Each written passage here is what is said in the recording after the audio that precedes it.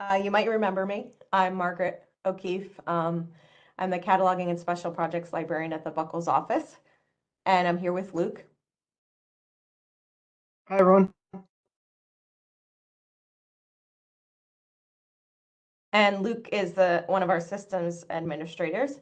So we're going to do the training today. Will wasn't able to be here, but he will be there tomorrow for you to do the training, the second round of the PAC training. So we're gonna get started right away. I'm going to go ahead and share my screen, and we're going to go through live on using the PAC. So let me go ahead and share my screen.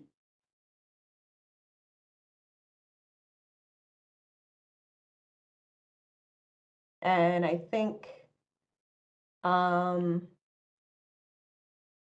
you'll all be familiar with the first thing you see, hopefully, the Buckles website. So the PAC is short for the Patron Access Catalog, as you may already know. And that's going to be where you search for materials for your patrons, where patrons can, from home, search for their materials, place requests, and do some other things that we're going to cover. So here on the Buckles website, we have a shortcut, a link here to the Buckles catalog. We actually have a search widget as well, but I'm just going to click on Catalog Home just to illustrate that that's where you're going to go to get to the catalog. So this is the Buckles catalog. But for purposes of this training, we're actually going to use the Buckles test catalog. So we've set up some things in test so that we can show you on this end what it looks like, and we didn't have to mess anything up in the existing catalog. So I'm going to go ahead and open another tab. And to get to the Buckles test catalog, you're going to type in test catalog.buckles.org, excuse my typing mishaps here, /Polaris. If you don't put /Polaris, it actually is going to error out and bring you somewhere completely different that is not the Buckles test catalog. So we're here in the Buckles test catalog. As you can see, it looks exactly the same as the public catalog, the production catalog, as we call it. And we're going to basically cover everything on this site from top down. And we're going to pause here and there to see if you have questions. So I'm not sure what your setup is there, but if you have access to the chat box, you can type in your questions, and Darlene is going to monitor them for us. So she'll be able to tell me if you have any questions about particular parts of what we're talking about, both me and Luke. So from the top, you see this bar, and you'll see that here and there. Sometimes we have more than one, and that's just ways for us. It's called a banner, and that's ways for us to alert patrons and staff about certain things. So you'll see we're about to have an upgrade to Polaris 7.5. Right now you're on Polaris 7.3. So there's going to be a banner that says, alert or attention or note or whatever. Excuse me. It's going to say that the PAC is going to be down for a little while we're doing an upgrade. So it's going to let patrons know that, and staff can be aware of that as well, to let the patrons know that the catalog and all services that connect to the ILS will be down for that period of the upgrade. So that's the banner. Right underneath that banner, you're going to see a drop-down menu here that says switch to another library. This is going to be really useful when you're working with patrons and you know that they prefer materials from a specific library, usually your own. So we're actually going to drop down this menu, and we're going to scroll down, and we're going to select South Orange Library. Now what that does is that puts this South Orange Public Library heading at the top to let you know that you're searching now, you're searching priority. We call it highlight for highlight by library. but your searching priority is going to be South Orange. So anytime you see results, South Orange is going to be at the top of those results. So that's very helpful, so that when you open up a record, you don't have to scroll all the way down to the S section to find out if South Orange has it or not. You're going to see it right at the top. And you'll see this in action when we actually start looking at some records. So that's one option at the top there.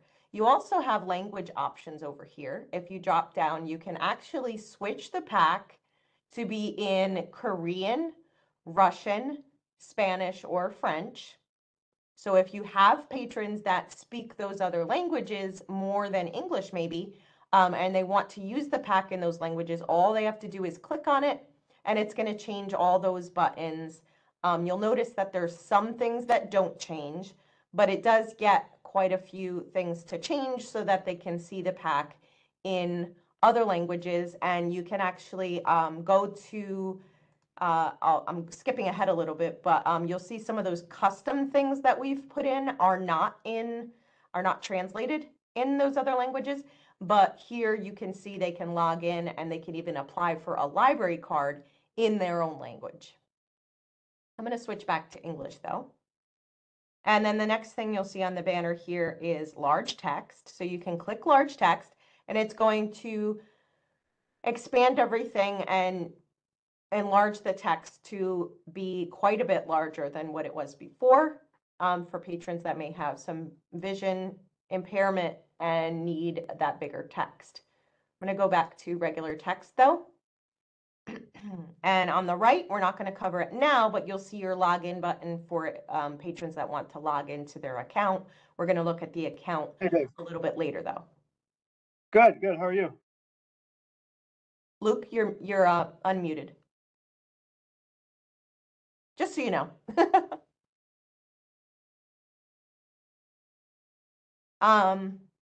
Next, we have the quick search box here. We are going to go over all these tabs, so don't worry about that. We are going to go over all of them. But first, we're going to start with searching because, of course, that's what the PAC is for. That's what you're going to be doing in the PAC the most often. So you have here your quick library search. That is similar to in Leap, where you have that quick search at the top. It's doing keyword searches only, so it's not getting more specific than that. So we'll do a quick search here, but I will point out that you do have a search menu, which we're going to cover in a minute. Right here, you see where it says search, and you do have a drop down that lets you also do a keyword search or a browse search or a phrase search, exact, advanced, Boolean. So we're going to cover all of those. But first, let's do a quick search just for dogs. Okay. You could see here that it opens up our results and you have 12,821, you can see that right here, results that have the word dogs somewhere in the record for that item, that MARC record. It's looking in several fields of the record and it's finding dogs somewhere. And you can see that it's highlighting dogs, dogs, dogs everywhere that it finds that word dogs. So what's the difference between that and doing a keyword search here? Really, there is no difference. So let's click it and let's do dogs again. And you're going to notice that you get the same number of results, 12,821. So that's a quick search is basically doing your keyword search. With keyword searching, order, just remember, order doesn't matter. So it doesn't matter if you were to do multiple words in here. You could just throw in a bunch of different words in your keyword search. It doesn't matter what order they're in. It's just going to find them anywhere in that record. So just take a note of that because later on we're going to find that order does matter for some other searches. So let's look at the next one on this search list, and that's a browse search. You can browse by title, author, subject, series, call number. But for our example, we're going to browse by author. So when you browse by author, you aren't going to type in the author's first name and then last name. You're going to actually type in the author's last name, then a comma, then the first name. So we're searching for a popular dog author, Cesar, I think it's pronounced Cesar Millan, and we're going to click search. You'll notice browse search browses alphabetically for those authors that end with Milan and start with the author's first name, Cesar. So it's going to have the next one be the next one alphabetically, and that's every single author heading that exists in our catalog. It's going to pull them all up. And then if you wanted somebody before Cesar Millan, you could go here to the previous 10 headings, or you could go to the next 10 headings. But we want Cesar Millan, and there's 38 records for Cesar Millan, so we should be able to click on this heading here. You can see it highlights and underlines when I move my mouse over it. And I get those 38 results in our catalog that are listed as author being Cesar Millan. So that's a browse search. Again, you can browse by title, author, subject, series, or call number. Our next type of search is a phrase search. So we're going to click on phrase search. And in this case, order does matter. So you are looking for, in this case, we're going to do rescue dogs. You are looking for rescue, then dogs, not dogs, then rescue, not rescue over here in the record all the way over to the left and dogs over all the way over here in a different field. You're looking for specifically the phrase rescue, then dogs together like that. Okay, so you're going to see here we get 194 results, and you can see here the words are next to each other. Rescue dogs, rescue dogs, rescue dogs. They're next to each other, not separately.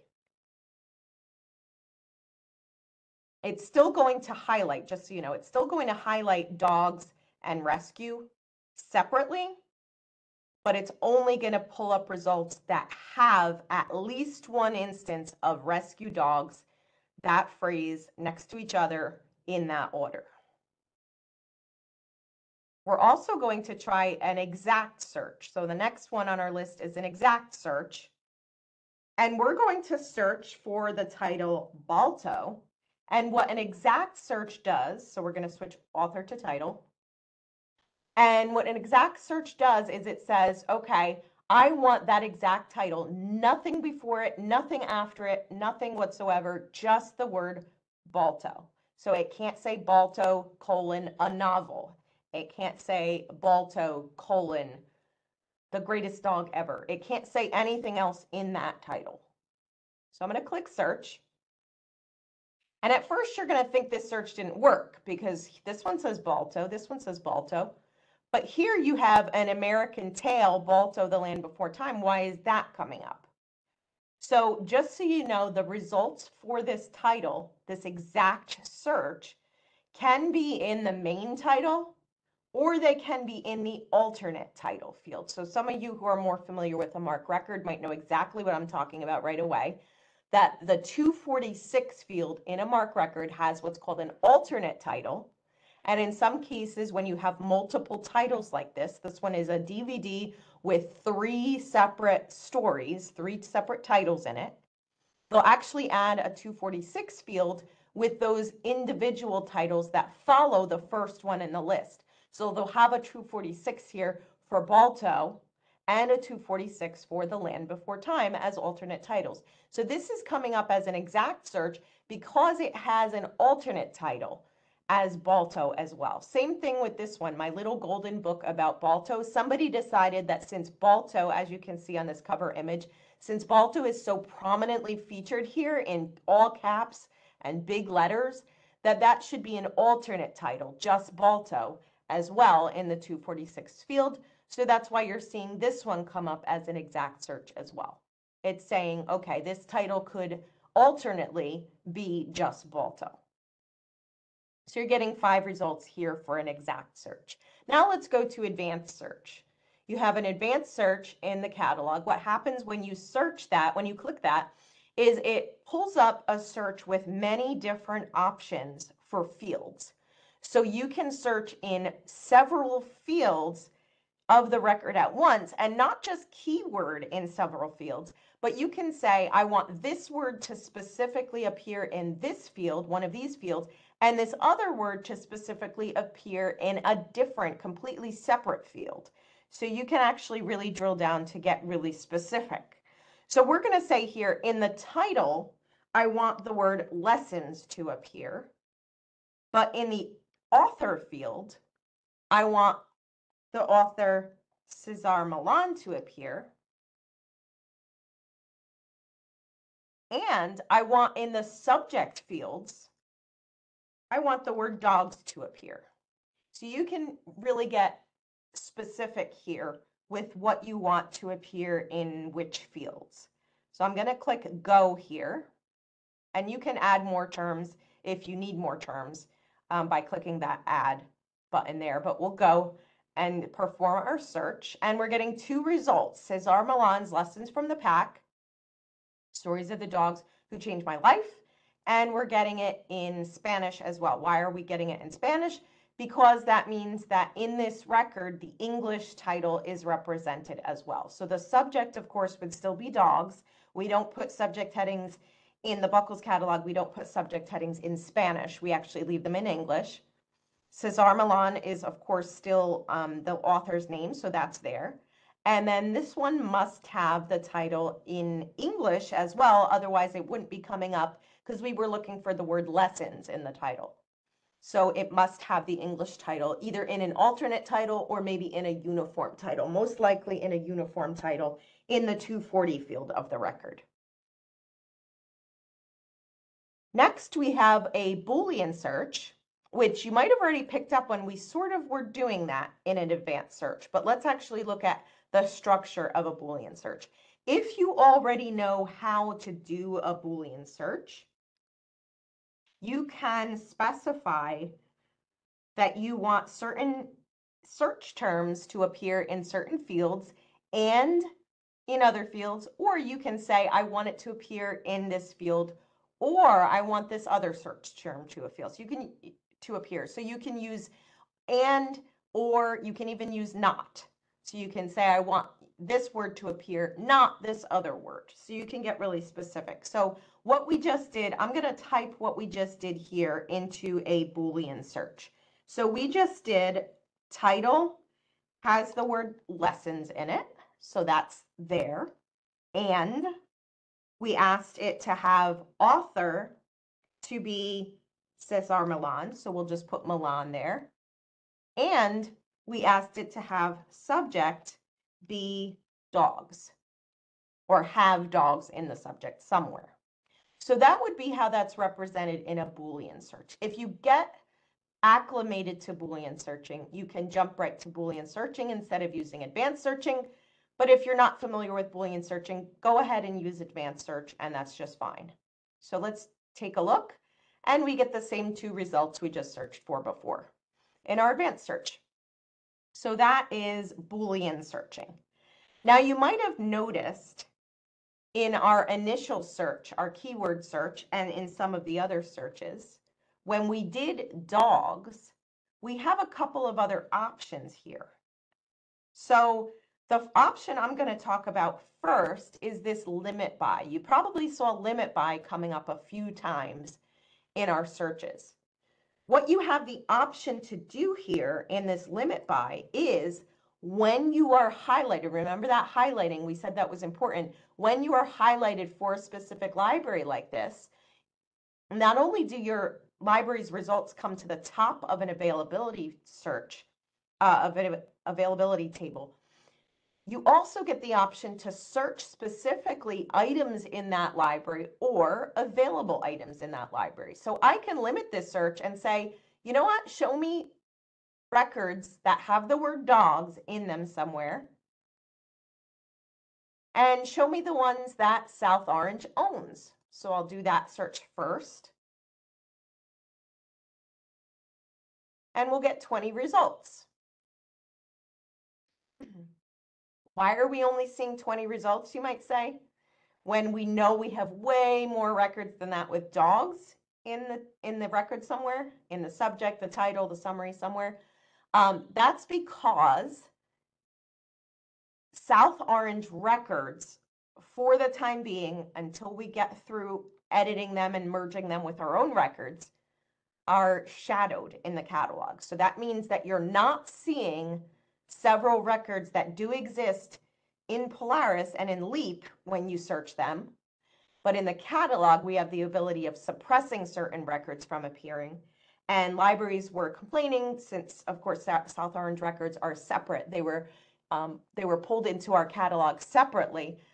So you'll see a bunch of South Orange records with just one holding, only the South Orange item attached to it. It was confusing for the other libraries to see all those duplicate records. So we did hide them from the catalog. So the 20 that you're seeing here are the ones that the catalogers have had a chance to merge with our records. That's an ongoing project that we're working on every day.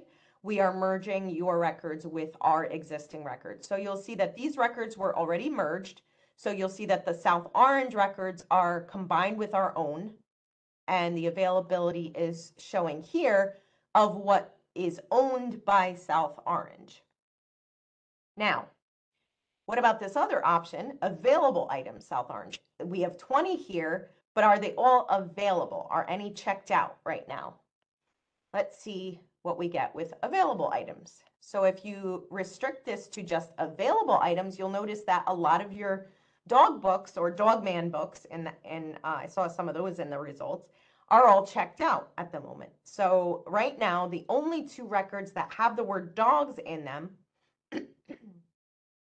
are this Bad Guys and Hades and the Helm of Darkness. Those are the only two that are actually available. So this is a very helpful option here, this all items and available items, for when a patron wants something that's available at your library right now. You can jump ahead, limit to that, do your search, and show them what you have at the moment available at your library. Now, there are other limit by options as well. So let's limit by movies and TV and see what dogs titles are available in the movie and TV format. So we have DVDs and television series. And of those, there are 759 that have the word dogs somewhere in the record. Now you notice sometimes dog is coming up, not just dogs. So it is smart enough to find both results. And in here, it's dog with an apostrophe S. So it is finding both results. But if you wanted to find dog, dogs, doggies, all variations of that, you might do dog with a star next to it, do that search, and then you'll notice that there are now 1,666 results, because you're going to get things like doggy, as you can see, with a Y at the end, doggies with IES at the end. I don't know if we'll see any more examples here on the first page, but you will get more variation on the word dogs, because that star accounts for any other letters being after that word dog. So that's what I have for you for our first section. Before I turn it over to Luke, just going to double check with Darlene if there are any questions, or give you guys a moment to run up to the computer if your computer's across the room, and type in any questions in the chat. Margaret, I don't see any questions in the chat box, and thank you for the comment about giving people time to go up and type their questions. So that was good. Why don't we give it a minute? Sure. And then we could move on. Okie doke.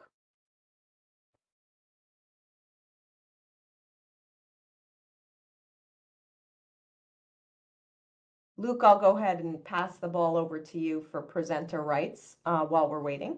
So right, you're thanks. all set.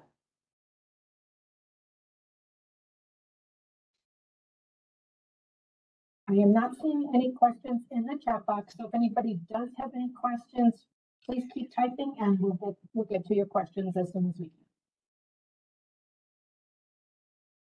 All right.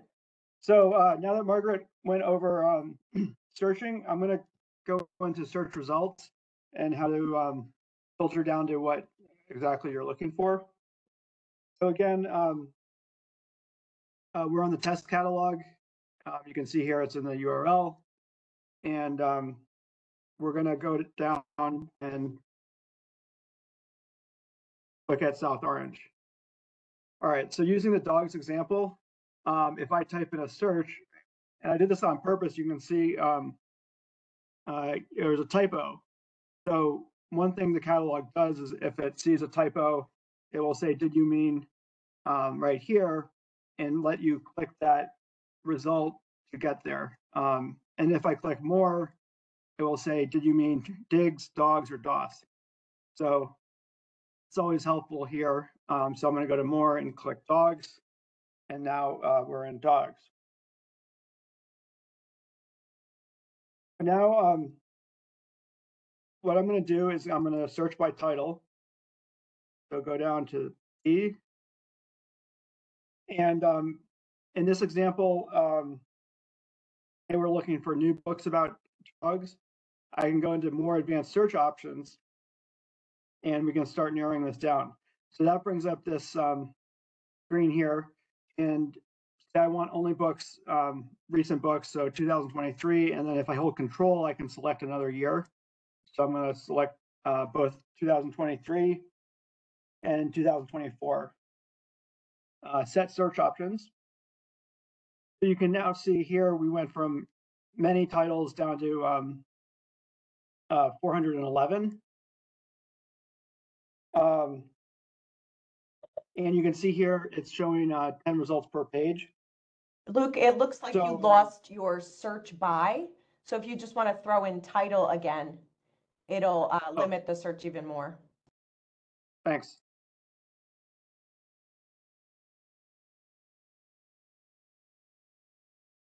All right, so now we're down to 72. And you can see here it's showing 10 per page. And if you hit this drop down, you can go up to 100, which is useful if you're kind of want to scroll through a lot of results and you don't want to keep going through all the pages. So, so I can say for here, I can do 20.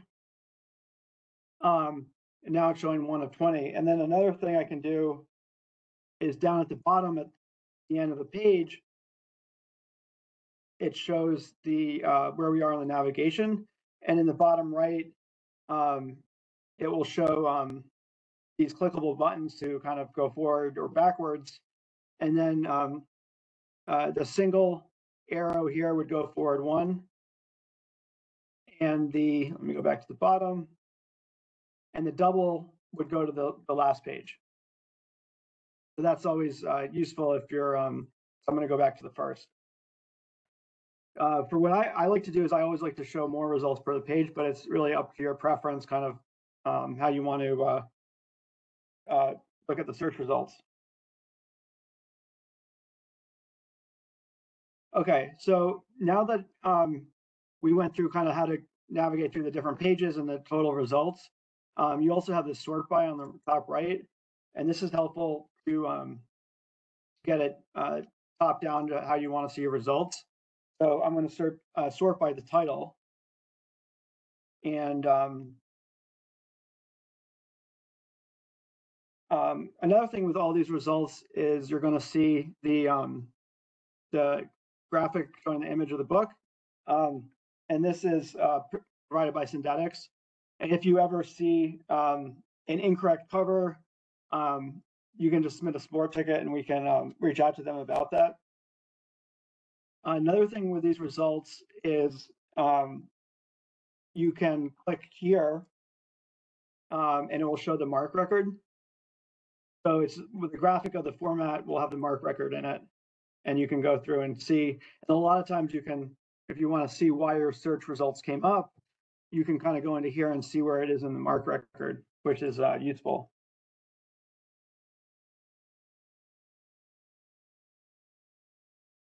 Luke, do you want to just scroll next down and show them the different icons? I think we had like a large print book, right?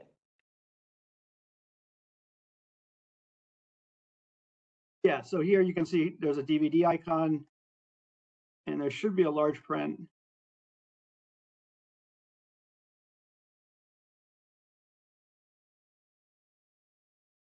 I thought we did, but maybe not. Sorry. Yeah, it would, the icon would be LP, right here. All right, so next up, with these search results, you can see the first item here, 10 dogs. There's at the bottom, you have local availability and system availability. So how that works is when a library is highlighted, so right up here, we have South Orange, it's going to show the local availability of South Orange. So you can see here, there's nothing in the collection right now in the catalog for this book, but then in the system availability, there's 10 available of 18. Next up here, we have these buttons on the right side. So the first one is availability. And this kind of brings it up again here. And you can see of the ones that are available at which library and the kind of the status, the shelf location, the type and the cert date, and the call number here. Another thing we have is under availability, we have full display. So right now this is showing the brief display for all these items. So for the full display, it's going to bring up a new page. And you can actually go through your list this way. So it's showing 2 of 72, 3 of 72, if you want to look at it that way. So in the full display, it's going to have some more, obviously some more characteristics. So down here under the information book, you have map it. And this is really interesting. So it brings up Google Maps here, and it will show the consortium, and then it shows all the different copies where they are on the map. And then the yellow represents the number of copies available, and then blue is copies that are unavailable.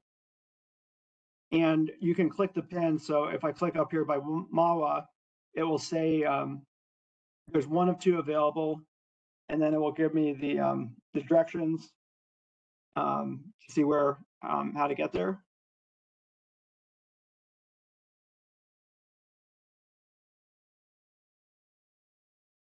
Another thing after the map here, if you keep scrolling down, we have large cover image. So you click that, and here's the full cover image by Synthetics. Again, if it's wrong, just let us know, and we'll reach out to them. And then again, down here, there's the availability. And here you can do an item level request. So if I click this red arrow icon, that will do an item level request, and it will prompt me to sign into the PAC to place that item level hold request. I'm going to switch over to the regular catalog real quick to show you another feature.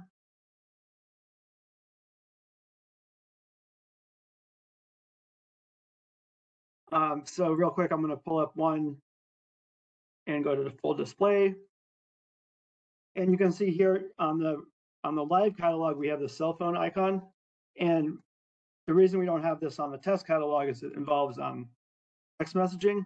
So I can type, I can click this icon here and enter my number and text call number. Hit send, and now I have a text message. So I just wanted to show you how that works on the live catalog, since it's not on the test version.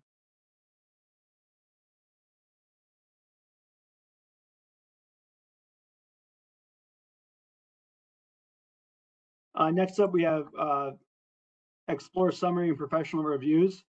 And then again, this is from Synthetics, and we can reach out to them if there's any issue here. And then finally down here, we have the mark record. All right, so what I'm going to do now, I'm going to exit out of the full display and go back to here. say we wanted to narrow down our results more. We have 72 results. What we can do is you can look at the search facets. So right here, Sorry, you can. it's on the left. Oh yeah. You see there's library here, and you click more, and you'll have the full list that drops down. And you can see the numbers are by like higher collection level to lower. So that's why mine was first. It's not alphabetical. It's going to show the library with the most items first. And then you can click that to kind of hide it. Next, we have type of material. So you can see we have 63 books, 7 e-resources, 7 sound recordings. And again, with all these, you can click more and you can go in and look. And just like it does with the library, is it's going to show the highest number of items first. So there's 63 books, so that gets priority over everything down below it. So next we have subjects. And you can see dogs is the top one with 28. Under subjects is authors.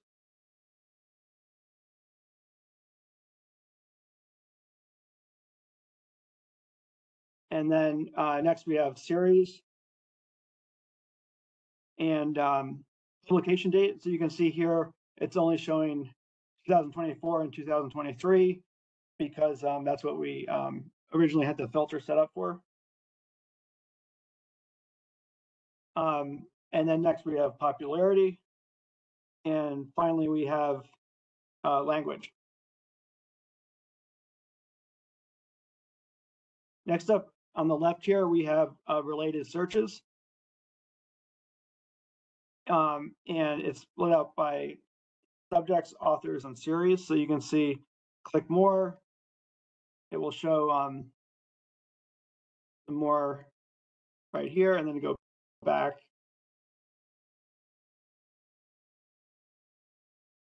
Authors, and then series. All right, so now I'm going to pass it back over to Margaret for placing requests.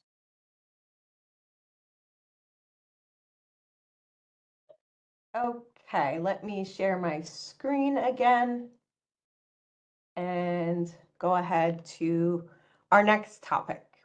Okay, so the one button that, I shouldn't say the one button, one of the last things that we have to cover that Luke didn't mention on this screen, this brief display, is place request. So I'm just going to arbitrarily select this title here and place a request for it. So I'm going to click the red place request button, and it brings up this screen here. So if you're assisting a patron and placing a request for them on their behalf, we actually have a special password for that. So I'm going to you're first going to, of course, get their library card number. So I'm going to type in our test patron, Bobby Tarantino's library card number. And then for the password, you're going to use the number 4, then the word the, and the word patron. For the patron. That is our current password for logging in on the patron's behalf. So you can use this to log into their account. You can use this to place requests for them. So this is going to create the request for Bobby Tarantino just as if he had logged in himself. So there is this note here at the top. I will point out for now, because this is changing with the upgrade to Polaris 7.5, for now, to receive your request at a locker, so this won't apply to South Orange, but it will apply to your patrons if they use any other libraries in Buckles that they like to pick up at that they have lockers. So it says, please choose your library's locker as the pickup library. So there are lockers on the list of pickup locations. I'm going to click log in, and we're going to log in as Bobby. Bobby's pickup location, his default pickup library is Hohokus. If he wanted to change that, he could go and say he works in Franklin Lakes. He'll click on Franklin Lakes. And you would, of course, if you're placing this request on behalf of the patron, they're standing in front of you at the desk and you're doing this request, you would ask them, you would confirm, do you want to pick up in Hohokus? And then at that point, they'd be able to tell you, no, I actually want to pick up in Franklin Lakes. You could also ask them, do you want the request to go active today? Or do you want us to suspend it for a few days and make it active later on? Because you do have the option to select a different date and type that into here. So if they have, say they have a stack of 5 books that they're reading and they want to place this request because they want to get on the list, but they don't want it right away. They do want to get through what they're reading now first. You can put it into the future for a month, a couple of weeks, whatever you want. So I'm going to leave it as is, but you can certainly, you can certainly do that on their behalf. I'll click submit request. And it's going to pop up with the patron's information in a second or 2 seconds. And it's going to say your request has been placed. Ideally, it'll say your request has been placed. And here you'll have an opportunity to confirm with them, do you still have the email address william@buckles.org? Do you still have the phone number 203-554-5260? If you want to confirm their notification method is still current. In this case, I'm not going to do it at the moment because we're going to cover it later. But at this point, you could go to their record and you could update it if they do say, oh no, my phone number actually changed and I want to make sure I get this notification at the correct phone number. So in this case, I'm going to go back to my search results, but you could go into their record and update their contact information there where it says update your contact information. So I'll return to my search results in this case. And just make a quick note before I move on. The request screen, when it said your request has been placed, that worked because this patron was not blocked, had no lost items on the card, those types of things. Bobby Tarantino's card is okay. This type of request will not work. You won't be able to go through with it in certain cases. You'd be surprised. I should note that you would be surprised in some cases what types of things will allow you to place a request, a hold request. A lot of times we get tickets with staff asking us, why was this patron allowed to place this request? The system is pretty lenient when it comes to requests. So they do let the patron place the request even when they have a lot of fines, maybe lost items, those types of things. It will allow them to do that. But what it will not allow is restricted cards. So if you recall from previous trainings, we have unrestricted cards and restricted cards. Restricted cards in Buckles are pay cards, courtesy cards, those types of cards. And those would not be able to place requests. Rebel cards, I believe, are also restricted cards.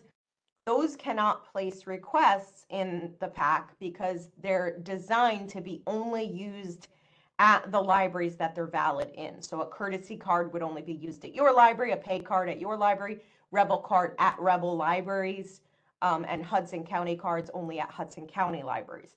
So those are not allowed to place requests because they're not allowed to get materials from those other libraries. What you would do for your pay patrons and your courtesy patrons is you would actually go, and I don't have an example of what's available. Well, I do if I click this.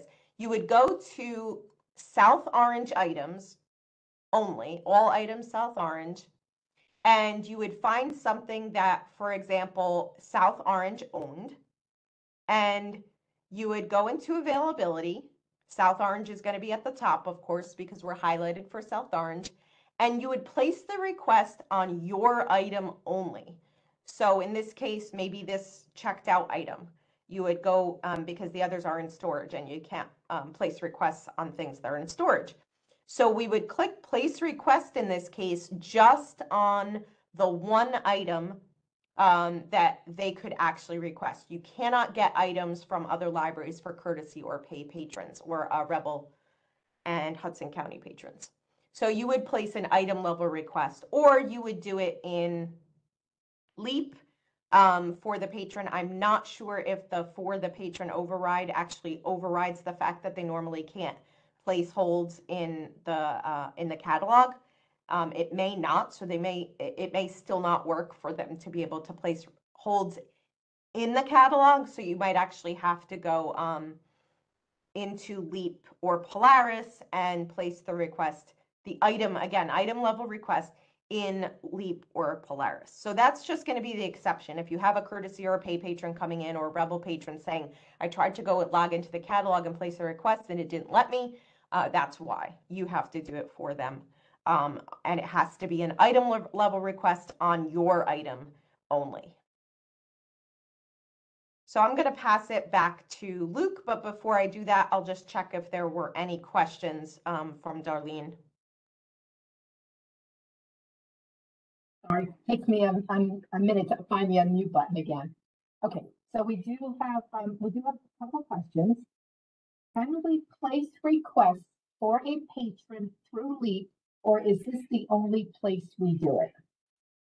No, you can absolutely do it in Leap, but there are a lot of staff members out there who find the catalog easier to navigate. So they prefer doing the search in the catalog, because searching in Leap is a little trickier with the filters that you have to use and just the structure of it. Some people are daunted by that, and they find it easier to use the catalog to do their searches. And they figure while they're already in the catalog and they found their results, they might as well do the request in the catalog for the patron. So they'll go ahead and on the patron's behalf, they'll place the request. Great, thank you. And the other question, why would we use a generic password as opposed to the last 4 digits of their library card? Well, in some cases, the patron changes their password.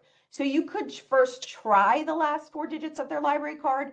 I can tell you that'll be only valid as for the patrons going forward, because when we did the patron import for South Orange patrons, we had to fill out an Excel spreadsheet basically of all the patrons' passwords, and we did not have their passwords.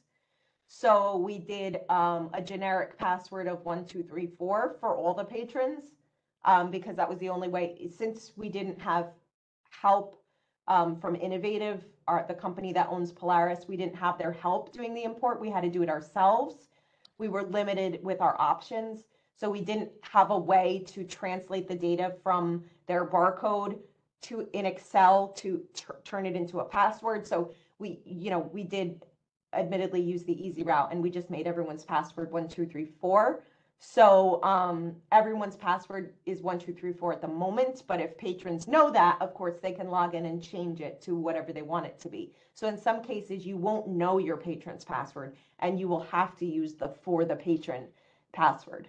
So you can try 1234 first, then if it doesn't work, go ahead and use for the patron. Or for your newer patrons that you've just registered more recently, after we did the patron import, you may have made their password the last 4 digits of their card number, so you could try that as well. So you could try those things first and then go with for the patron, or you could just use for the patron knowing that it'll always work. Thank you, Margaret. I don't see any other questions. If anybody does have any, again, please type them in at your convenience into the chat box.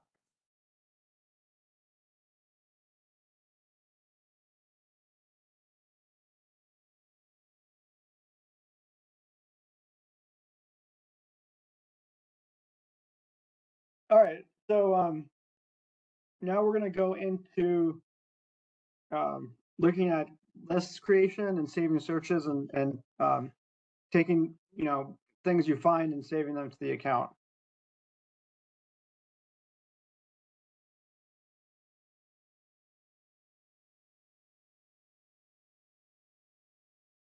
Let's see. Okay, so going back to our example right here, we took the work to get the search the way we wanted. We have it filtered down to the 72. So say you want to save the search and you want to be able to go back and retrieve it. How that works is you're going to have to log into the account. And Margaret, we're using Bobby, right? Yep. The card number is on the previous page, I believe. Sorry about Yeah, that. right I should have put it here too. Okay, so you can see here, now that I've logged in under Bobby's account, you have this window pop up and it says, it's pretty much a disclaimer saying the feature you have selected is so your personal data in your patron account. Such data may be accessed by law enforcement personnel without your consent. Do you wish to continue? So you can say yes. So now right here, we have the save the search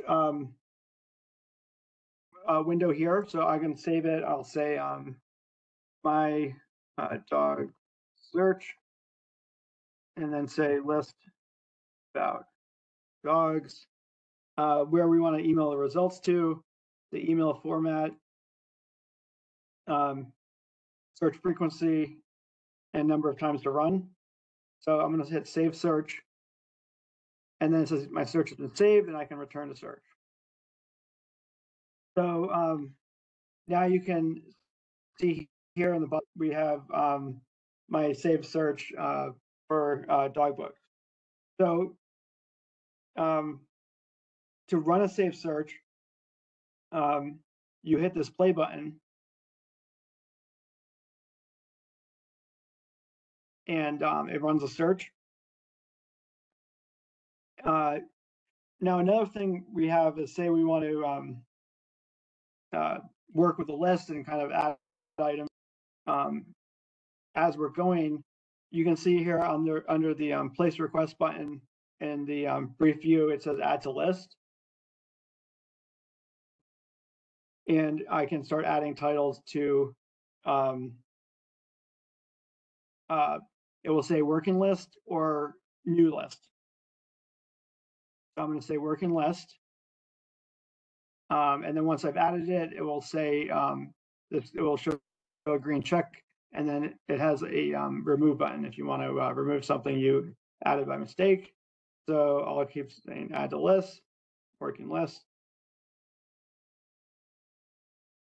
add to list. Okay, so now I've added some more to this working list here. And if I click show list details, it's going to show those three we have right here.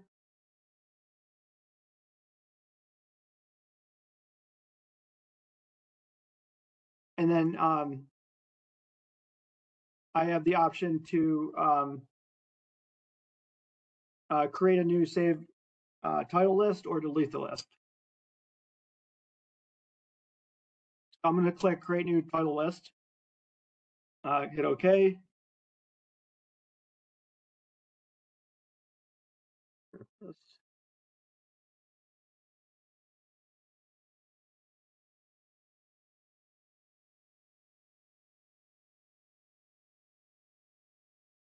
All right, so now we've created that, and I can go through here and I can select or select all by hitting this top one. And I can then go over here and say move to this list. And now the ones from my working list have now been moved to the other list.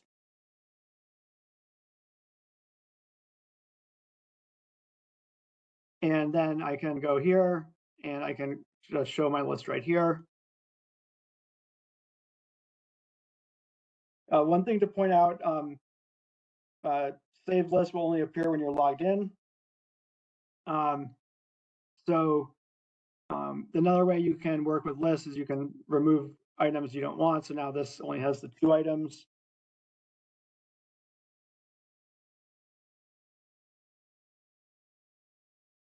Another thing that's helpful is a lot of times you might create a list for doing a project if you're in school. So what you can do here is under format, it says brief bibliographic. You can select this and you can get a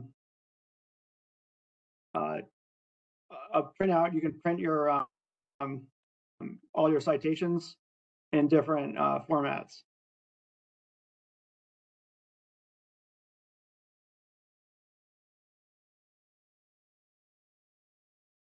So then say I want to do it in Chicago style, then I print this and it brings up this print page area where I can print it and then not have anything else from that page. Let me get back to this.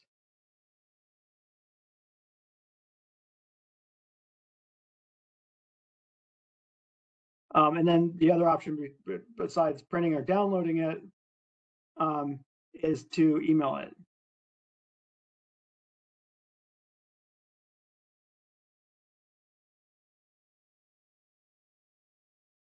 Luke, I think you want to avoid using the back buttons, otherwise you get this message. Yeah. You just want to use the existing buttons that are there for navigation. Okay. Then right here, I can email it all.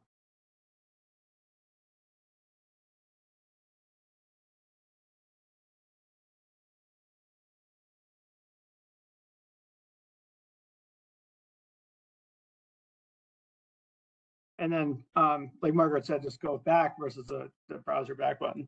All right, so that's kind of how you can work with lists. Luke, can And you now, also show, sorry, can you also show how you can add to the list from the search results? Yeah. So if you just run your save search again and then show how you can add to your saved list. All right, so say we wanted to add this one, we can click add to list, and then you can either create a working list, one of your saved lists, which is right here, or I can make a new list. So I'll add it here, and it's been added. I don't know, Luke, I don't know about anyone else, but there's a lag. So right now we're seeing your search results. Yeah, that's what's there. You want me to go back to the list? No, I think you were going faster than your search screen was. Okay. So All right, so I'm on the search results, and I click add to list. And can you see that now? I just see search results. I haven't seen you click anything yet. On the right side, you don't see working list, another list, No. new list. Okay. So when you click add to list, the drop down will appear asking you which list you want to add your the search result to.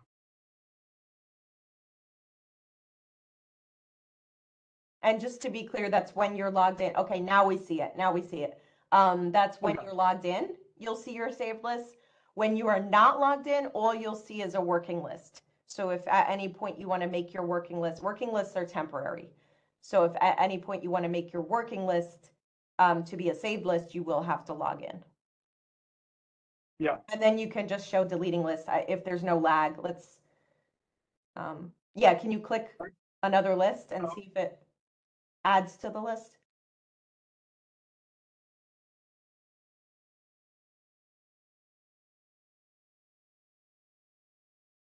All right, so this, yeah, this shows added here. Okay, yeah, we don't see that yet. Okay. Let's just give it a second to catch up.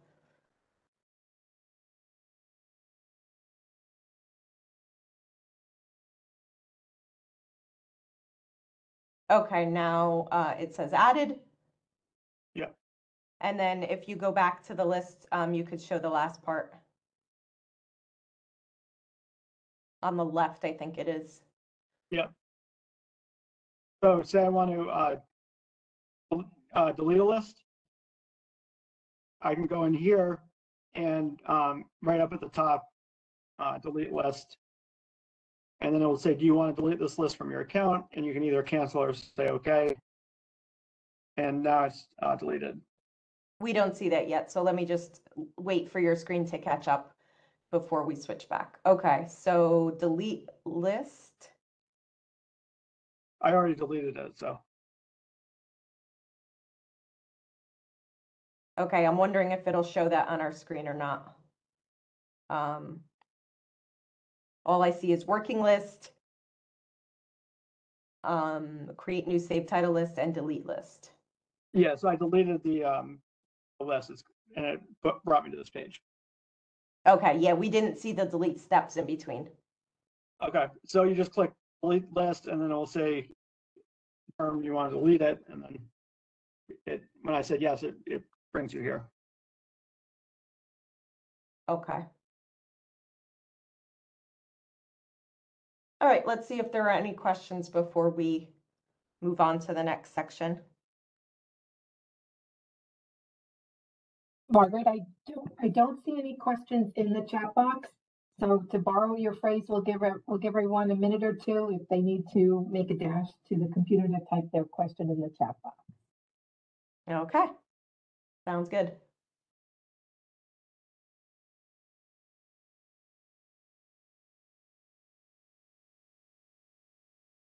Again, if anyone does have any questions after the minute passes, feel free to type your questions in whenever you think of them, and Margaret and Luke will address them as soon as they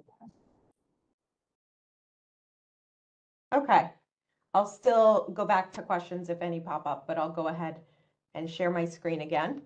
Perfect.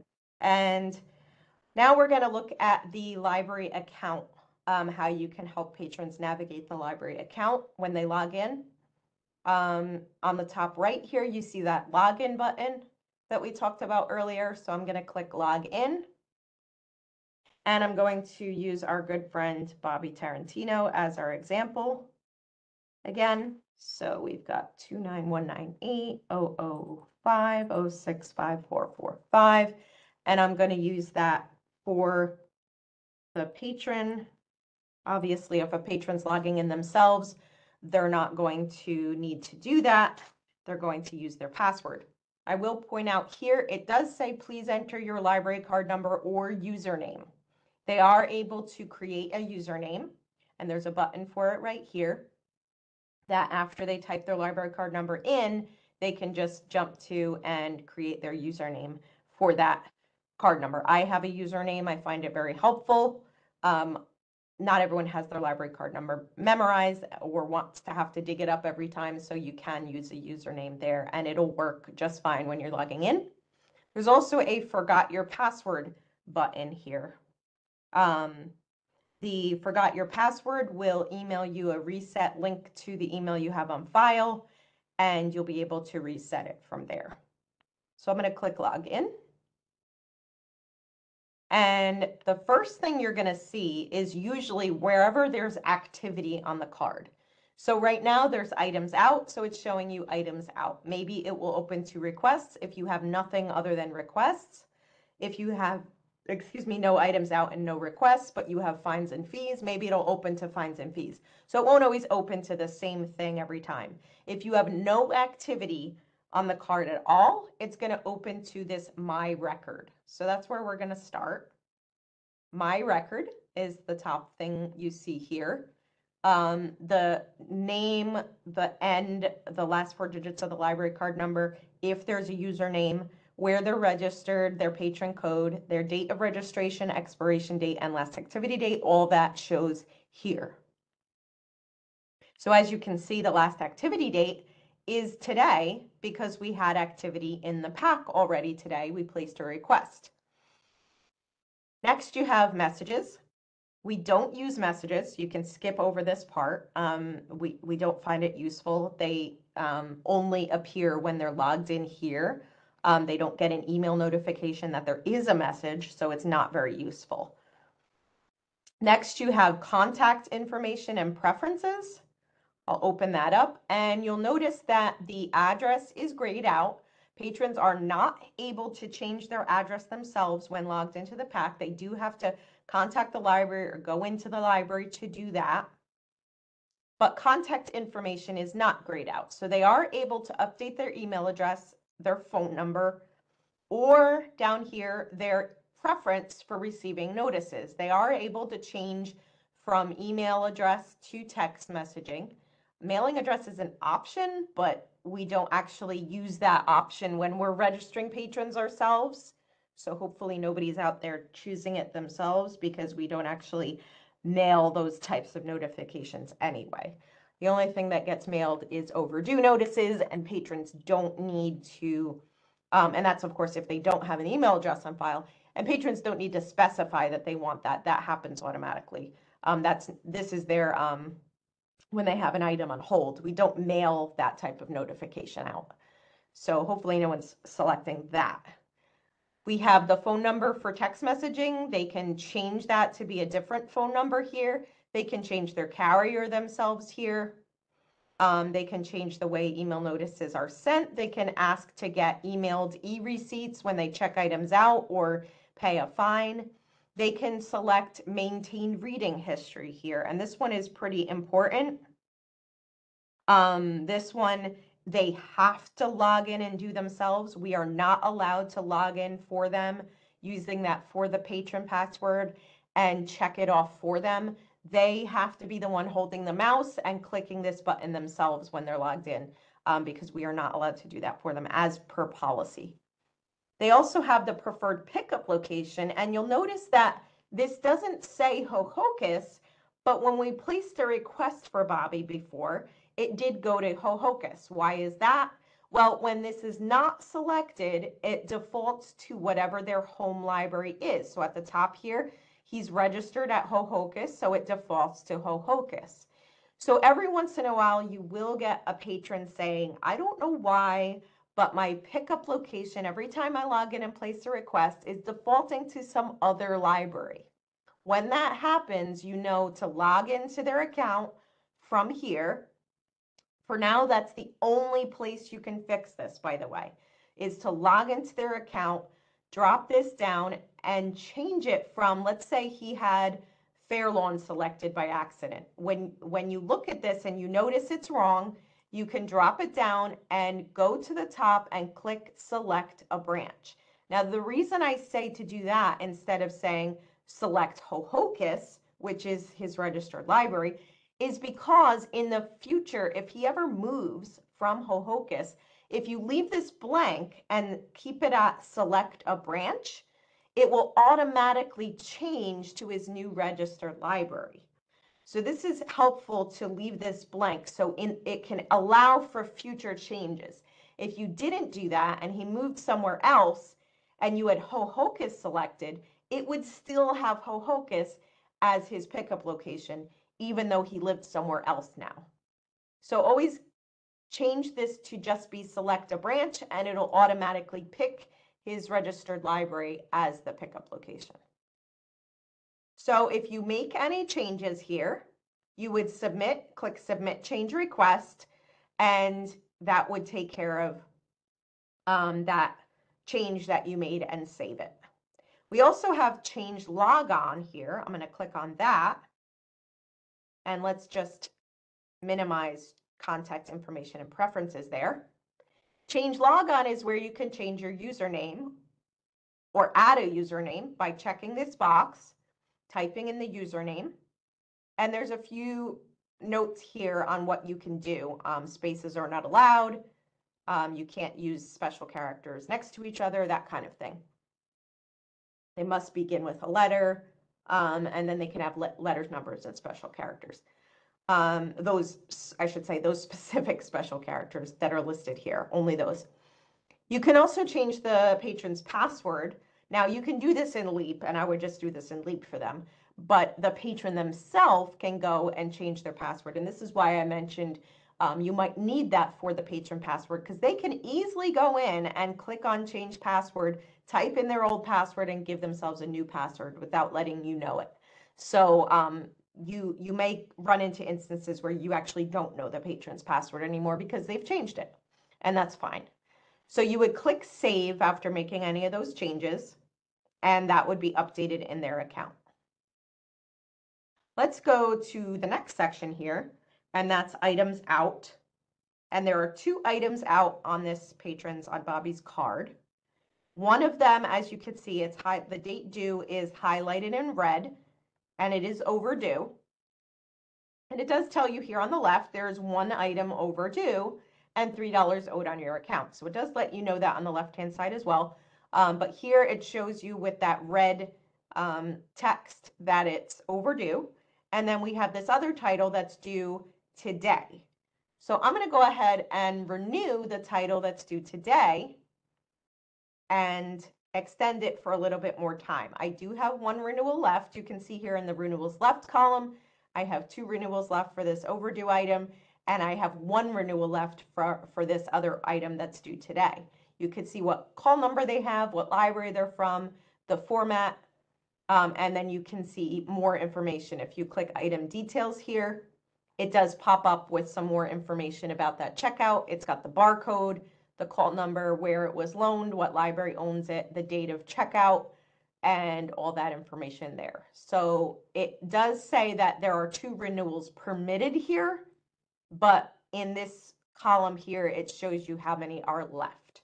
So that means you did 1 renewal. This patron did 1 renewal, or a staff member did 1 renewal for him, and or auto renewed, of course, 1 time. And then this is our last renewal. So we can go here once the item is checked. You can go to renew selected items. You can also select all and renew all items. And you can also estimate overdue fines. Now for this one, there shouldn't be any overdue fines because this one is due today. So if we click estimate overdue fines, the estimated amount shouldn't be, oh, sorry. This is apparently showing me the all of the estimated fines for the account, not just the 1. So this is on how to win friends and influence people, and it's $3.20 so far on that item. So this one is not accruing any fines. This one is the one that it's talking about here when I click on estimate overdue fines. For this one though, I have it checked off. I'll click renew selected items. If it's able to renew it, it will renew it, and it will tell you it was successful. You can click back, and now you see that this item is due on December 18th instead. It also says that it has 0 renewals left, so that number does update when you renew something. And now there is no checkbox next to it because you cannot renew this item anymore.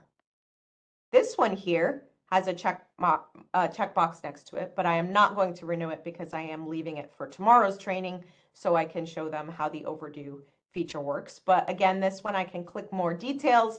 I can see where it was checked out, who owns it, the date of the checkout, the current due date. This one was due on the 1st. There were 2 renewals permitted. There still are 2 renewals permitted here. And this one, if I click estimate overdue fines, I don't have to have this check mark selected. It'll just estimate all the overdue fines for everything on the account.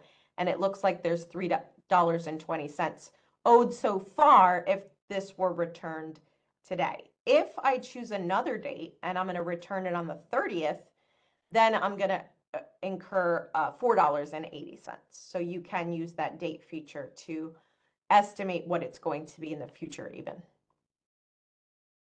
I'm going to close out of that and let's move on to the requests. And we have 1 request here that was placed prior to this date that was canceled. And we have another request that we just placed today during training, and that one is pending. So we can see that it lists the nice cover art here. It shows the title, the status, the pickup library, and the format, as well as more information. It can show when the date of the request, the activation date of the request, which is the same date it was placed, the expiration date, the pickup library, and whether it was the first available copy that you were looking for or a specific copy, which would be an item level request. But we did not do an item level request for this one. So that's just whatever copy is first available that it's going to give us. So this one you'll notice has a checkbox and this one does not. That's because this one was canceled and we can't do anything with this request anymore once it's canceled. That will disappear in 30 days, or 30 days after it was canceled, I should say. So 30 days after November 6th, this one will disappear. They're automatically deleted after being canceled for 30 days. This one, however, I can make some choices with. So this one, I'll place a check mark here. And for example, if I wanted to change the pickup location, if we were going to change this back to the home library, the patron changes his mind and says, I don't want to pick it up at Franklin Lakes anymore. I'll be remote work for a while. I won't be there for work. So I'd like to pick it up at my home library instead. We can change the pickup location. And the new pickup location is going to default to the home pickup location, to the default location. I'll leave that as is and click submit. And it says it was changed. I'll click OK. And now you can see the pickup library is Hohokus again. I can also click on this and I can suspend or reactivate this hold. Right now it is pending at a library. We don't know which library, of course. The patron doesn't need to know that. But it's pending on a library's pick list at the moment, waiting for them to pull it. But before it goes anywhere, say we want to suspend this for a little while, I'm going to click suspend reactivate. And the patron says they don't need it for a while. They're going to be on vacation and they're coming back December 1st. So we'll suspend this until December 1st and click submit. Oops. I guess I should use a valid format, which would be the full year, month, date, and full year. So let's submit that. And it was changed successfully to December 1st. So now you'll see the status changes from pending to inactive, meaning it's not going to be activated until this date here, December 1st, like we said. Now, if the patron changes their mind again, you can go here, click on the box and suspend reactivate again. And this time you're going to reactivate it. And it says here, note, enter today's date to reactivate requests. So we're going to enter today's date, 11/20/2023, and we're going to submit it. And now it's pending again on somebody's pick list because we have reactivated the request as of today. Lastly, we can click on this and we can cancel it by clicking cancel selected. It asks, are we sure? We can click submit and now it is canceled. Again, no checkbox here because once a request is canceled, you can't get it back. You can go to the library and ask them to reactivate it. Just fun fact, library staff member can reactivate it, not from the catalog, but from LEAP. But the patron cannot reactivate a canceled hold themselves.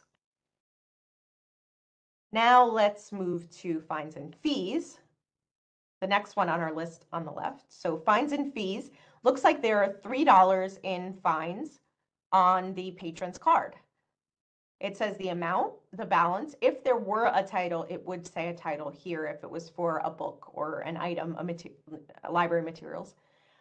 The transaction date, the charge type, and the reason. So in this case, it was for printing some materials at the library.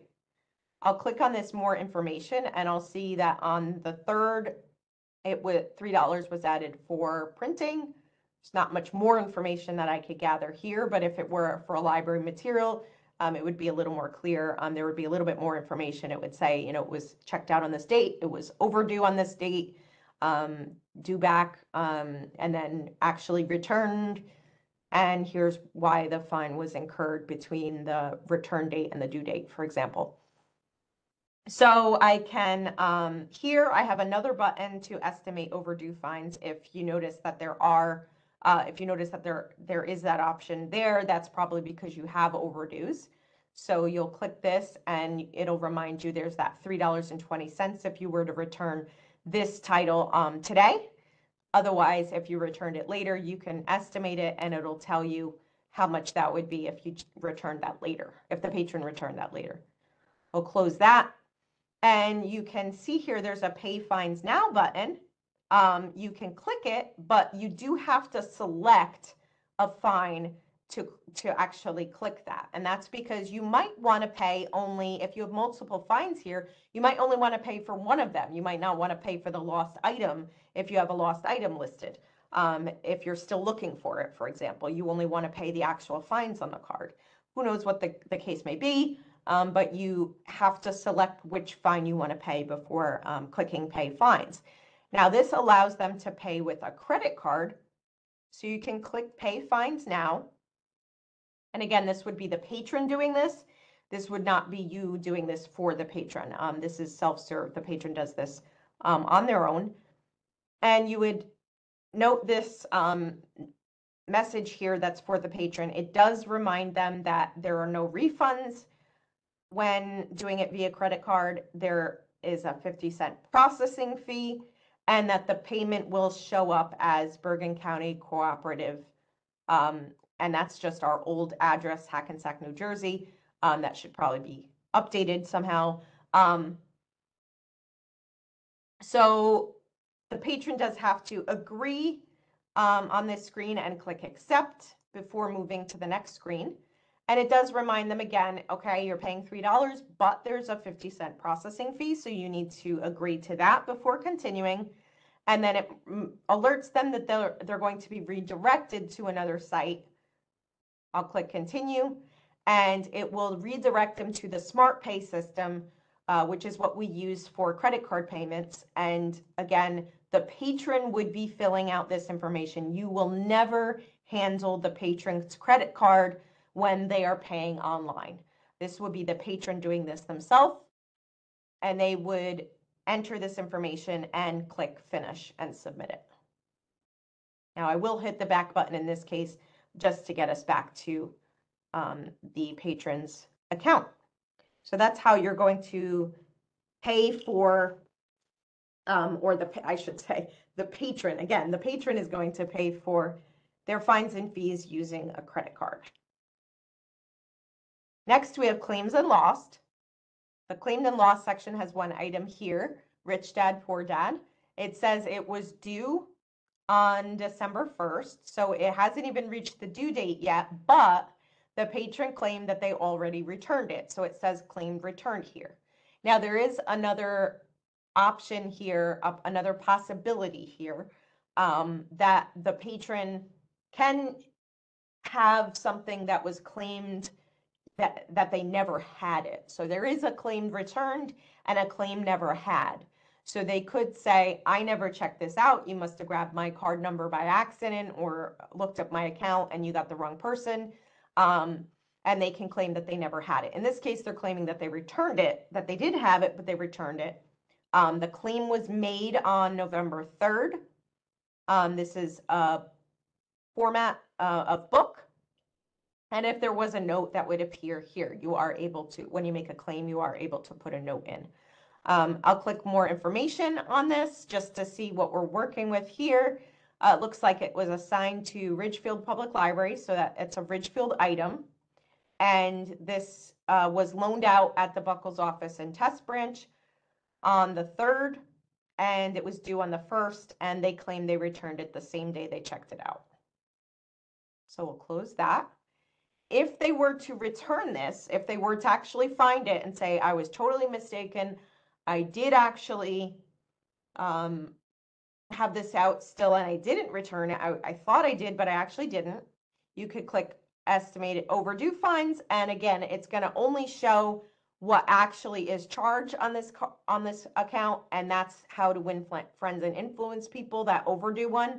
It's not showing this book because this one is only due December 1st. So even if they find this and return it, after they claim they already returned it, it's not going to incur fines until after we've reached December 1st.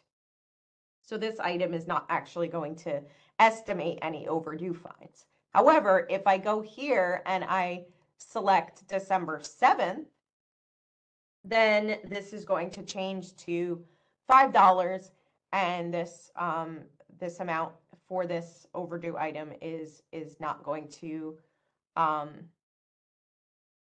it's going to accrue more than it said before when we had it on today's date, $3.20. Keep in mind, we do have libraries that are fine-free, so it is quite possible that Ridgefield Public Library is fine-free. So even if this were returned after December 1st and the patron found it after they claimed that it was returned, that they wouldn't be charged fines at all. It's quite possible. With a lot of libraries being fine-free out there, you'll see that be the case once in a while. So the next thing we see here on the left-hand side with claims and loss, which of course I didn't mention it, but of course lost will be here as well. So if they do lose an item, it will be listed here as well on in the same section with claims returned and claims never had. So that would be there, but we don't have any lost items for this patron at the moment. The next one here is saved searches, and Luke did talk about the saved searches already, but over here you can see the saved searches. You can run the search, you can delete the search, you can click this checkbox and delete the selected search, or you can delete all searches. So I'll go ahead and delete this saved search and return to, oops, I have to confirm that I actually want to delete it. Click yes, and now I don't have any saved searches here, so that's been cleared. Next on this drop down, here you have this My List section. You have saved title lists. Now, if there were any, they would show here, but we did already delete the one that we had saved as an example, but that would be here, and you could also create a new one from here as well. Now, I will click log out next, but I will point out also if we had no activity on this account for a few minutes, it actually automatically logs the patron out. It pops up with a little box at the top and it says, are you still working? And it has a countdown and it says we're about to log you out, and then it will actually log you out if there's no activity from then. You can click the button to continue your session when that pops up, but if there's no activity, it'll just count down and log you out. So I'll click on log out from here. And I will pause for questions before I pass it over to Luke. Margaret, we have two questions. When the system chooses which library to fulfill a hold, is there a rhyme or reason to it? Proximity to the requesting library? Okay, so the first thing that the system will do, what we have are,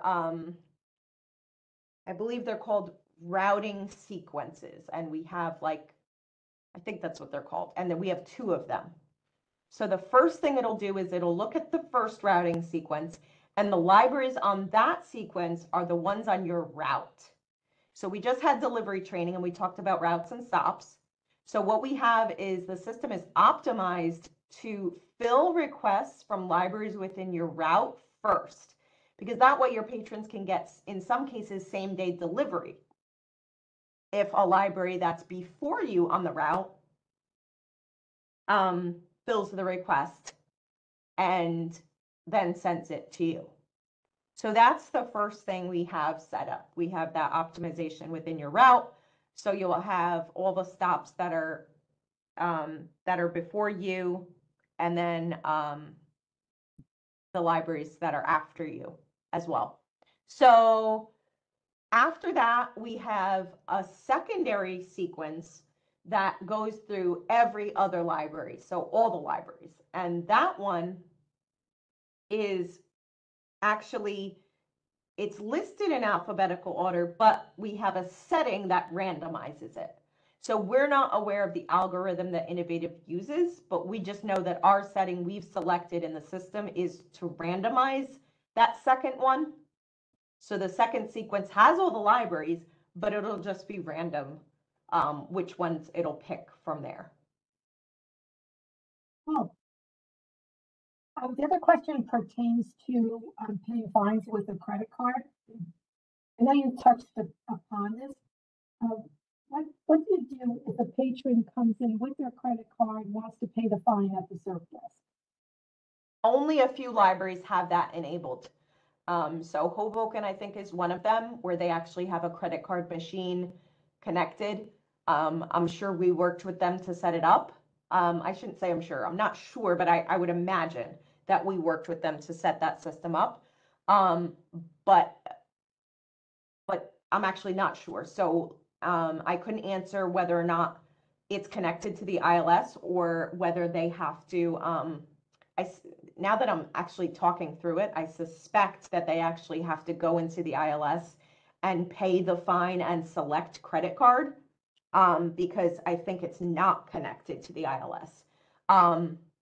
So to set up that, you would go ahead and work with whatever credit card company you're using, get that set up.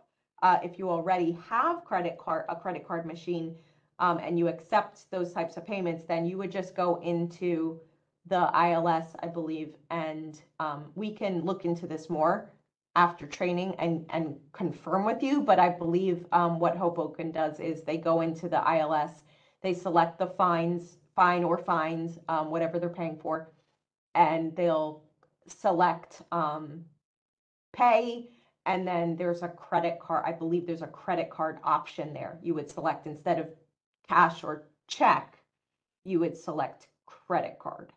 So let me look into this after the training, just to make sure. But you would not log into their account in the PAC or have them do it. It's totally different in that sense. Unless, okay, if you don't have a credit card machine and they walk in and they hand you their credit card, you want to walk them over to one of your public PCs, have them log in, have them enter the credit card information themselves. Don't do it for them. Have them enter that credit card information into the payment screen that I just showed you. So you'd want to like walk them through it, but we just have policy that, you know, you don't handle their credit card yourself. So if you don't have a credit card machine in the library to use, then you would go ahead and have them use one of your machines and go through the process I just showed you. Perfect. Thank you, Margaret. I think that's it for the questions. Again, if you do have questions, please type them in the queue. Please type them in the chat box. We're going to move on. And if you do have questions, we'll get back to them as soon as we can. All right, so now I'm going to show you all how to sign up for a library card. You saw previously when prompted to log into the account, there was an area to apply for an e-card. It's also at the top here on this banner and various places. So when that's selected, the screen will come up and it basically goes through. You can translate into a different language if you want. So here's Korean. Luke, we're not seeing, we're having the same problem again. We're not in sync here. Okay, now we see, yeah, we see the translations now. Okay. Yeah, I'm not sure why there's a delay.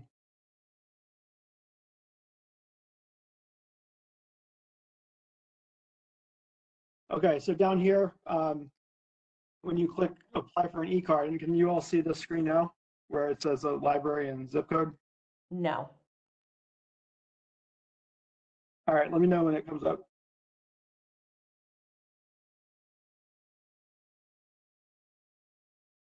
Here it is. Okay. So This is an interesting feature. So how it works is when you select your hometown library. Can you just, sorry, Luke, can you just show though, I think you clicked on, I'm not sure. Did you click on apply for an e-card from the translation screen, or did you actually drop down my account and show them the menu that says apply for a card? I did it from the banner at the top. Okay, no, let's quickly just drop down my account and show that Okay. there's an option there. All right. So under my account, you have the option to log in, and then it says /apply for a card. Okay, so now it comes up to this same screen here where it asks you to log in, and then it says if you're not registered, you can click here to apply for a card. We're not seeing that yet. Just pause a sec. Yeah, there it is. There it is. Okay. All right, and then you see the COPA compliance? Not yet. So there, where it says tap here to apply for a card, you would click there. Now we see the COPA compliance. Yep. Okay. And then this is just a law saying that you have to be 13 years or older. You click OK, and now it will show you your drop down where you select your library. Just pause a second until we catch up. Still seeing the COPA compliance. Okay, now we see the select your library. Okay. Okay, so here I'll go to South Orange, and what it will do is it will match your library to the zip code. So if I were to enter Bloomfield zip code. Just give it a second. We're not caught up yet. We don't see anything selected. Okay, now we see South Orange selected, and we see 100 as the postal code.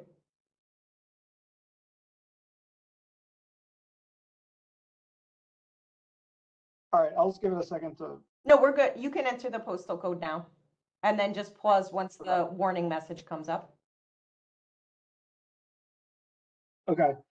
So what I did is I put in the zip code for Bloomfield instead of the South Orange zip code. And if I click continue, giving us this error message saying you do not belong to a postal code for the selected library. Please contact the library for additional assistance.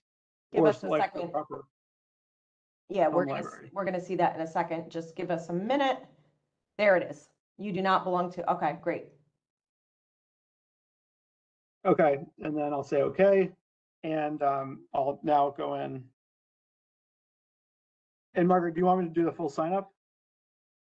Yeah, let's show them. Yep. Okay. Okay, so now I put in the correct zip code for South Orange, and it will bring me to the registration page. Give it a second to show us the registration page. There it is. We're here. Okay, and say we're Billy's brother Tommy. I'll put in Tommy.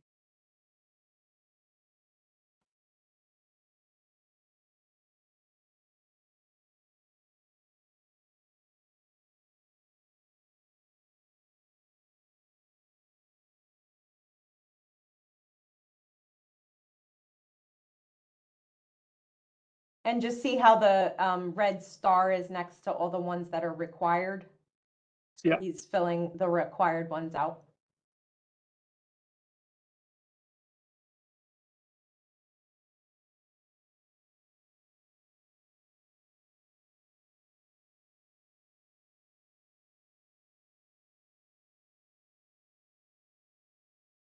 Okay, so I filled everything required out, and now it will bring me to this confirmation page.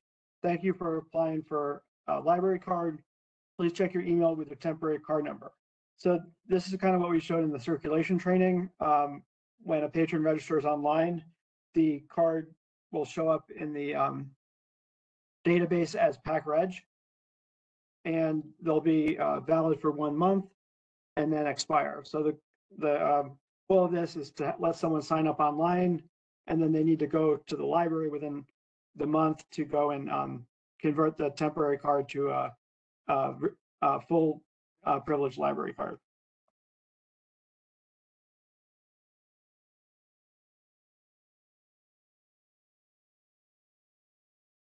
Okay, we see all of that. That was great.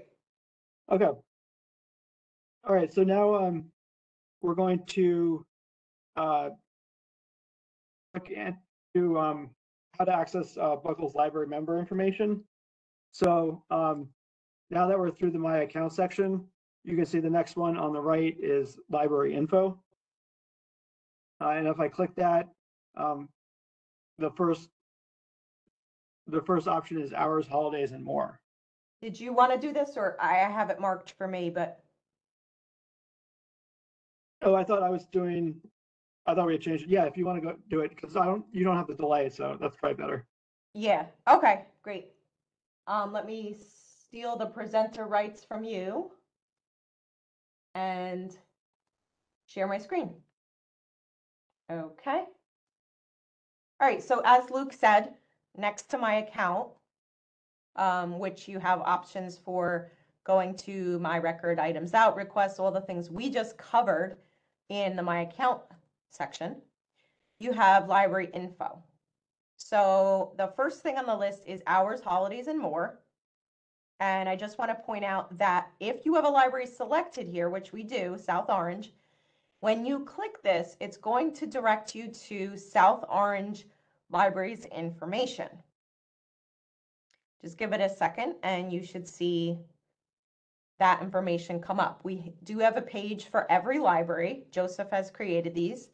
So you see here the picture of the library, the contact information for the director, the general phone number, email, website address, social media, and then you see the library hours over here. If there's special hours for a certain area of the library, like the children's area, you see that here. You see summer hours if there are any.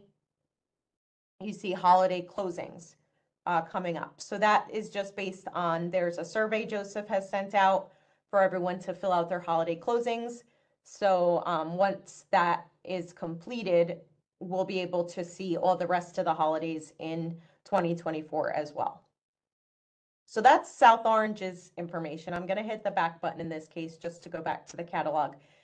What if a library is not selected at the top? So let's go to Buckles, just the general, generic kind of no library selected here at the top, and you go to library info. What happens here is when you click that hours, holidays, and more, instead of going to a particular library, since there is none selected to go to, you're going to get the information for all the libraries, and then you can see them at a glance. So this goes to the member libraries page that Joseph has created, and you see there's a chart that has all the addresses, phone numbers, emails, websites, with a link to the library website, and South Orange is on that list. So you can see here, if we click South Orange Public Library, it's going to go to that same page that we just looked at before for South Orange Library. I'm going to go back and move on down the list. So that's hours, holidays, and more. Next, we have check closing alerts. So what you'll notice on the Buckles website is if you have any libraries that have closings that you need to know about, this red bar will appear at the top and it'll say emergency closings. And you can click on it and you can see any emergency closings for the libraries that are happening right now. You can scroll through, every library is listed. Looks like Demarest is closed for a little while right now, and actually through today. So they just reopened today, it looks like. And then you keep scrolling and you can see here that Lodi is about to be closed for a couple of days, and they give you the reason and when it was posted. Same thing here in the test catalog. you can see the closing alerts from that link that I just showed you. So we'll go back and point it out again, check closing alerts. So you can see closing alerts from the Buckles website here and from the Buckles catalog here. Next, you have what's new, and it says beta, and I will just admit that it said beta since we got this catalog because it's never been able to be improved. And what I mean by that, you'll see in a minute. The what's new section is showing new items at the library, and what we've tried to improve and never been able to because of the way the system works and what information we're given to by Innovative, who owns Polaris. The system is only set to show you new items that are attached, or I should say items that are attached to new bib records, not new items that are attached to old bib records. So if you buy something tomorrow and it's attached to a bib record that has been sitting in our catalog for 3 months, 4 months, 5 months, it's not going to show on your library's what's new list. Unfortunately, they're not able to fix that for us. So this list has been sitting here. We wish we could change it, but so far we haven't been able to. We're hoping that, I guess this is a little bit of a spoiler, but we're hoping that the new catalog, yes, there's a new catalog, we hope that that one will maybe allow us some more flexibility with what displays as new, because we want your patrons to know if you just bought a title, despite whether or not other libraries have had it for a few months, it's new to you. It should show as new. So right now, unfortunately, it only shows what's new as a bib record. So if the record was added by the catalogers recently and your library owns it, then it'll show up. So right now we're seeing all libraries. You can see this drop down says all libraries. So if you wanted to see new books, you can click on new books and you'll see all these new books from all the libraries. I believe this looks at the past month. I can, if somebody really needs that information, I can confirm that with Polaris, with Innovative, but I believe this is from the past month. So you'll just scroll through. Those are all the new books from the past month. It's not very easy to navigate. You do have to click the back button or go back to the library info bar and go to what's new again to get to the next one. Then you have new videos, new sound recordings, new large print. You also have on order items. So this is anything, again, a recent bib record that has an item linked with the status of on order. There's a few here listed for the system. Then if we scroll down and we just limit to South Orange, we're going to get new books, new videos, new sound recordings, new large print just for South Orange. We'll click this time on new books and you can see here's your new books for the month. And then we can go back and we can see the on order items. Now the on order items, I believe is not specific to the library because it says here on order items system wide. So it is not saying that, you know, that's below the drop down to indicate that it's not related to the drop down. This is going to show, and here it says this is going to show 20 titles that'll be coming up soon, and you can click, they are clickable, so they are links here. If I hover over it, it does show me that it's a link and you can click on it and place a request or check the availability. It also says if you would like to suggest that your library purchase a title, you can do so by clicking the suggest a title button here, but I'm going to go to library info and that's going to take you to the same place as it would if you were to click here, suggest a title. So I'm going to click suggest a title. And what that's going to do is take us to a generic page in the catalog that says to recommend the title, please contact your local library. Because Buckles itself, of course, is not purchasing titles, it's the library. So you do have to go to your individual library to do that. So if you click the contact button there in this menu here, you're going to get that member libraries page that we showed you earlier with all the libraries on it. And they could contact South Orange by emailing SORA Circ or calling South Orange or going to the website and looking for a form maybe on the website and suggesting a title that way. So we'll go back and look at the next thing on the library info dropdown, and that is the Ask Us button. When you click Ask Us, it does bring you to a page where you have to log in, because you do need to log in to be able to ask any questions. And I'm just going to use my own login for this instead of typing out Bobby Tarantino's number. So I'll log in, and it does not let you ask questions of a library without identifying yourself. So you do have to log in. It shows your information at the top, and then you fill out your question and click send.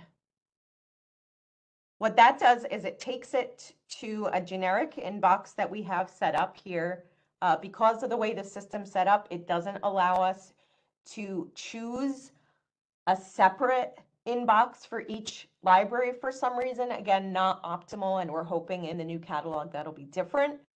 But it sends it to one email account, which is info@buckles.org.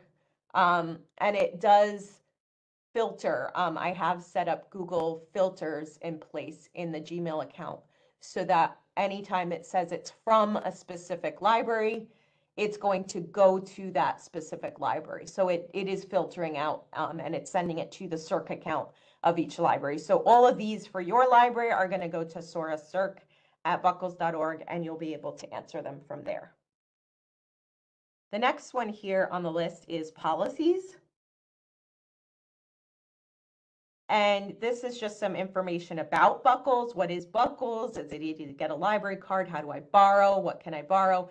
So this is some just some generic information about your Buckles library card and what is Buckles that they can look at. So now I'm going to pause for questions, and I will stop sharing and pass it off to Luke if there are no questions. I don't see any questions in the chat box. Again, if anybody does have questions, please type them in, and then we'll get to them. So we'll pass the baton to Luke, and if you do have any questions, we'll address them. Okay, so last two things we're going to go over is accessing Buckles databases and then the help resources. So the databases are under e-sources. And then it's going to give you topics, and then it's going to say choose a database. One thing to point out is if you're of how like basically these third-party databases are going to confirm you're able to access them is sometimes it will use geolocation, such as StitchQuest, and there you have to be in New Jersey, your IP address. And if you're on the Buckles network or on your library's network, no login is needed. But if you're on an external network, say your home Wi-Fi, or if a patron's on their home internet, then it's going to have you log in with your library card. So I'm just going to go through a couple of these topics and then show you how it looks. First, there's business, and then it's going to say choose a database. And then you can see here at the top, it will say Bergen County Cooperative Library System. And I'm in EBSCO. And these databases will open in a new window. So you can just close the tab, go back to the catalog. And I'm going to go to back to eSources home. I'll show you another example. We're going to go to kid stuff, and then I'll go to Novelist K through 8, and it's going to open a new tab. And now I have Novelist open, and it will show the different age categories you can look through.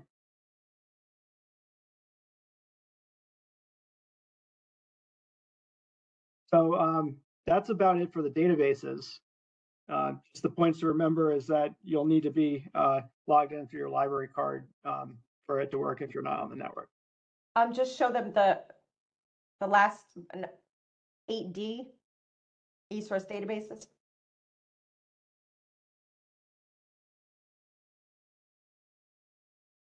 Yeah, at the bottom. All right, EBSCO? Yeah. Okay. Yeah, because they're broken out by topic at the top, but at the bottom, it's just the whole database of EBSCO. Yeah. I'm going to click that and it's going to connect.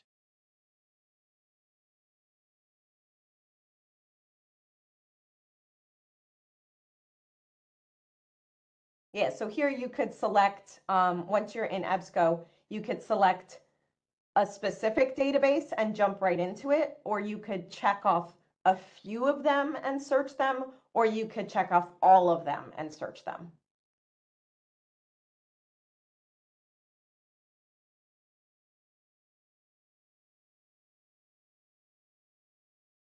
All right, so yeah, that's it for the databases. And the last thing we have is a help section. And if you click this, it's going to show a drop down with all the, it pretty much goes over all the different sections we covered in training. Let's say you had a question about the Boolean searches or advanced searches, you can go and click advanced searches and this window pops up with an overview of advanced search, and then it will have examples and screenshots to help guide you through everything. And if you want to, at the bottom, kind of get this out of drop-down mode and see it all on one page, if I click all topics, then I'll go to this page that says how do I, and then it will have links to the all the different sections of the catalog.